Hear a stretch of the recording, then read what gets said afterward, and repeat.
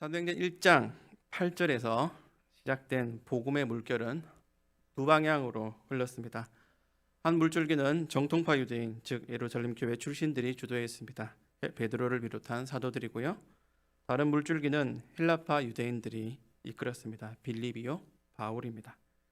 전상에 계신 그리스도께서는 이렇게 두 부류의 사람들로 모든 사람들을 향한 복음 사역을 진행하셨는데요. 예루살렘과 온 유대와 사마리아까지 복음이 진압으로 번졌습니다. 하지만 본격적으로 땅끝 복음의 불모지로는 나아가지 못했습니다. 그래서 하나님이 물꼬를 트셨죠. 로마 군인 고넬료와 그의 가족과 친구들을 구원하셨습니다. 오늘 본문은 이 일에 대한 예루살렘 교회의 반응으로 시작합니다. 예상외로 혹은 예상했던 대로 예루살렘 교회는 이것을 심각한 문제로 받아들였습니다. 그래서 베드로가 예루살렘에 도착하자 할례자들이 베드로를 비난합니다. 왜 이방인과 함께 밥 먹었나? 밥이 뭐 어땠어요? 유대인들로서는 사뭇 진지한 주제입니다. 그들에게 밥상은 가족의 자리입니다. 같은 하나님 백성에게만 공유된 곳입니다. 그런데 베드로가 그 규칙을 깨버린 것입니다. 한 끼 식사의 문제가 아닌 거죠. 왜 이방인과 겸상했느냐? 이 한 가지 질문에는 1절에 나오듯이 이방인들도 하나님의 말씀을 받았다 하는 소식에서 비롯된 복합적인 의미가 들어있습니다. 이방인도 성령을 받을 수 있는가? 이방인도 세례를 받을 수 있는가? 다시 말해 이방인을 우리 밥상 공동체에 넣을 수 있는가 하는 문제입니다. 이방인도 됩니다. 식사 가능해요. 하지만 할례와 율법 이 둘을 준수해야 겨우 받아줍니다. 그런데 베드로가 행한 일은 절차상 문제가 있습니다. 할례와 율법을 건너뛰고 이방인들에게 세례를 먼저 베푼 것입니다. 그런데 3절에 나오듯이 그래서 비난이 정확하게는 무할례자의 집에 들어가 함께 먹었다인 겁니다. 이렇게 비난하는 사람들이 누구입니까? 예루살렘 교회, 즉 초대교회 성도들입니다. 개중에 깐깐한 자들만 유난을 떤 게 아니라 예루살렘 교회 거의 전체가 들고 일어난 겁니다. 초대교회 천사들의 공동체 아니었던가요? 성령 충만하여 자기 재산을 내어 팔고 날마다 모여 예배하는 사랑과 섬김과 경건 속에 하하호호 하던 그런 사람들 아니었던가요? 그게 마냥 좋은 모습만 아니었다는 것, 초대교회의 민낯이 오늘 본문의 초반부에 드러나게 된 겁니다. 절차도 무시하고 부정한 자들의 집에서 밥도 먹고 세례까지 베풀었다니 당신이 우리 사도이고 지도자라고 해서 용납할 수 없습니다. 그런 태도로 퍼부었습니다. 베드로가 이에 대해서 설득하는 내용이 4절부터 8절에 나옵니다. 베드로가 뭐라고 했죠? 제가 안 그랬는데요.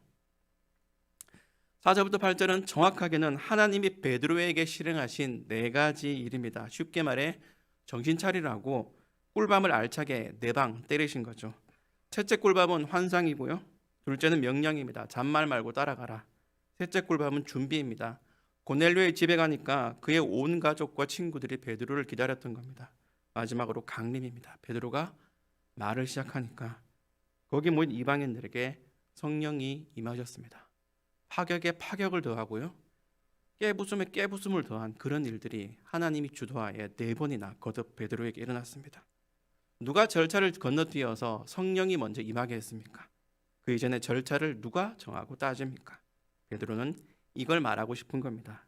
자신도 그들과 비슷한 수준이었는데 하나님께 시계 얻어맞고 보니까 정신이 확 들었던 거죠. 아, 이방인에게도 성령이 15절에 나오듯이 처음 우리에게 하신 것과 같이 오순절에 그랬던 것 같이 성령님이 이방인에게도 저 무할례자들에게도 인간이 고집한 절차와 규칙을 초월하여 강림하셨던 겁니다. 그래서 17절에 하나님이 우리가 주 예수 그리스도를 믿을 때 주신 것과 같은 선물을 그들에게 주셨으니 내가 누구이기에 하나님을 능히 맡겠느냐고 고백했습니다. 제가 안 그랬는데요. 하나님이 하셨는데요. 그러면 누가 무할례자의 집에 들어가 밥도 먹고 세례도 베풀고 말씀을 전하는 나? 하나님이 그랬다니까요. 하니까 할 말 있습니까? 그러니까 사람들이 이 말을 듣고 잠잠하죠. 잠잠하여. 할 말 없죠. 하나님이 그러셨다는데. 예루살렘 교회는 그제야 막혀있던 눈을 떠서 이방인에게도 하나님이 생명 얻는 회개를 허락하셨다는 고백을 합니다. 예루살렘 교회는 성령 충만한 곳입니다. 충만의 결과가 삶의 열매로 드러나 사람들에게 검증된 곳입니다. 스데반의 순교 때문에 사람들이 사방에 흩어졌지만 도리어 예루살렘에 남아있는 자들은 더 신앙이 굳건하고 열정에 차 있고 순교를 각오한 자들이며 더 지독한 고집에 사로잡힌 자들입니다. 베드로의 사역에 비난부터 했어요.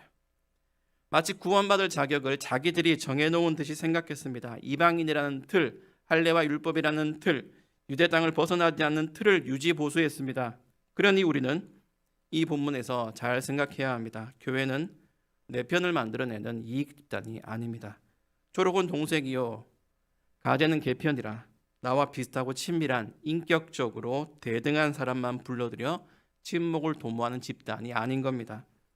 교회는요, 저 옛날 화개장터와 비슷한 곳이어야 됩니다. 전라도와 경상도가 함께 모였지만 지역 감정을 넘어 영혼함의 화합을 이뤘던 바로 그곳. 돈벌이로 처음에 모인 사람들이 감정의 교류를 이뤄낸 곳으로 유명한데 오늘날 어떤 교회들은 이 화개장터만 못한 수준으로 전락하고 말았습니다.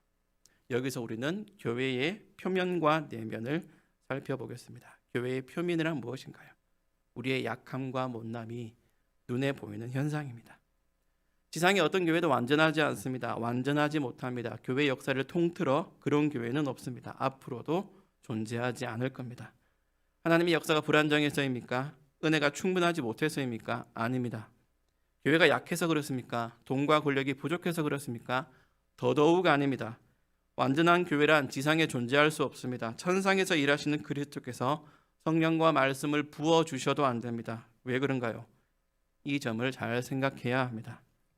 겉으로 봤을 때는 그래요. 각각의 교회만 보면 그렇습니다. 하나님과 사람의 마음에 꼭 맞는 교회는 찾아볼 수 없어요. 죄인들이 모인 곳이 교회니까요. 우리가 이것을 잘 잊어버립니다. 하나님의 백성이 누구인가 하는 질문을 해보십시오. 누군가요? 내가 자격을 부여합니까? 아닙니다. 하나님이 부여하시죠.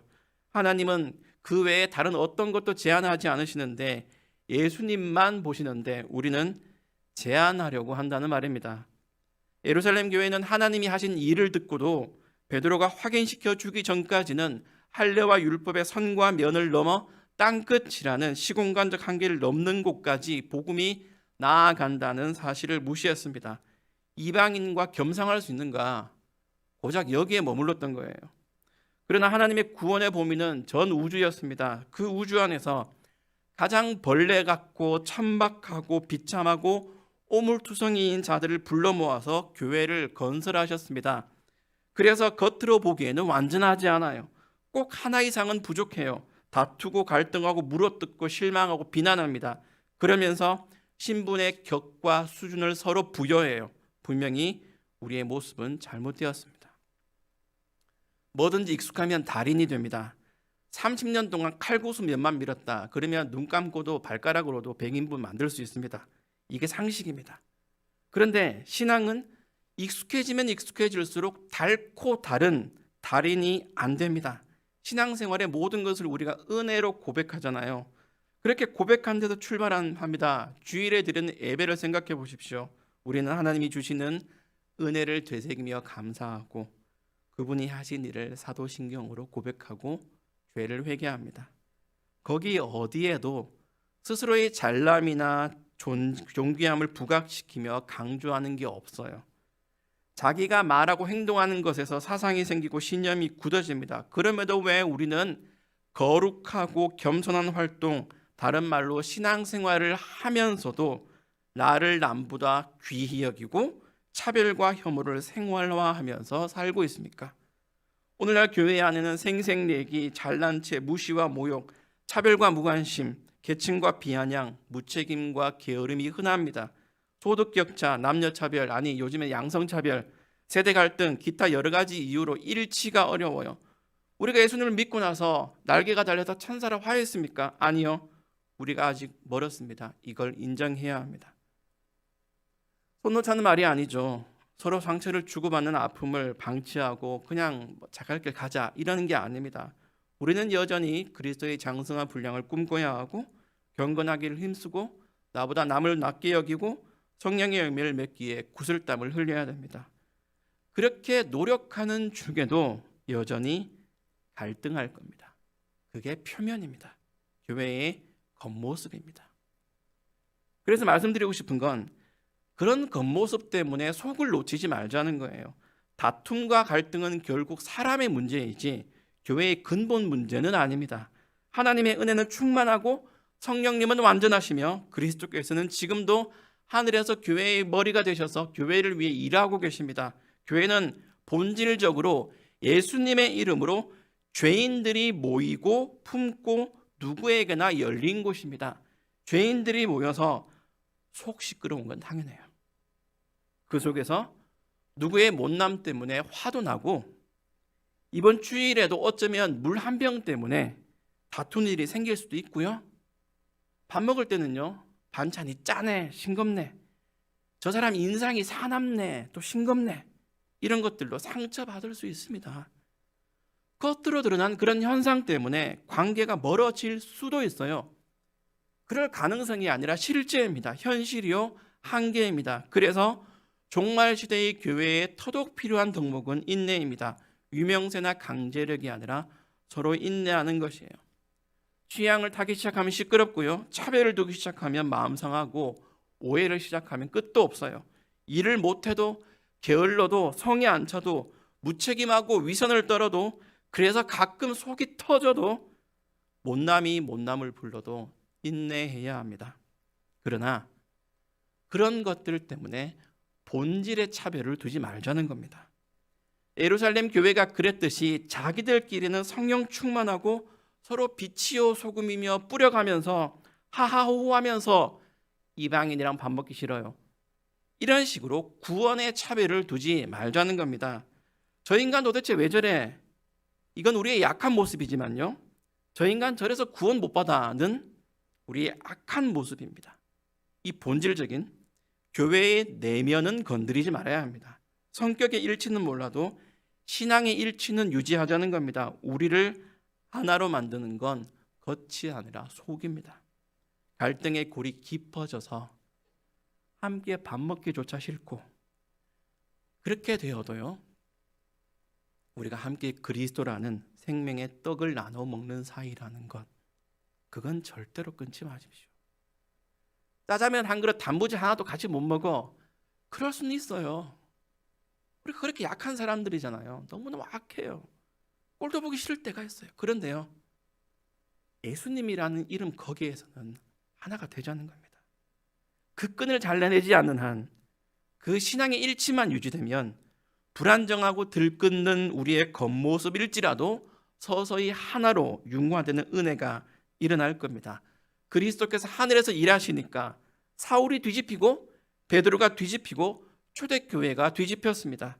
여전히 지상의 교회에는 뒤집혀야 할 존재들이 있고 우리 각자가 그렇게 오해, 편견, 갈등은 그것 그대로 품고 하나님의 역사로 매일 뒤집히는, 매일 역전당하는 나는 날마다 죽노라 하면서 살아가는 겁니다. 바울 선생이 고백한 바 우리의 겉사람은 낡아지나 우리의 속사람은 날로 새로워지는 것처럼 교회의 겉모습이 좀 해지고 구멍이 뚫려도 속은 더 알찬 신앙으로 하나님을 사랑하고 또 이웃을 사랑하는 그런 시간들이 새로워지기를 바랍니다.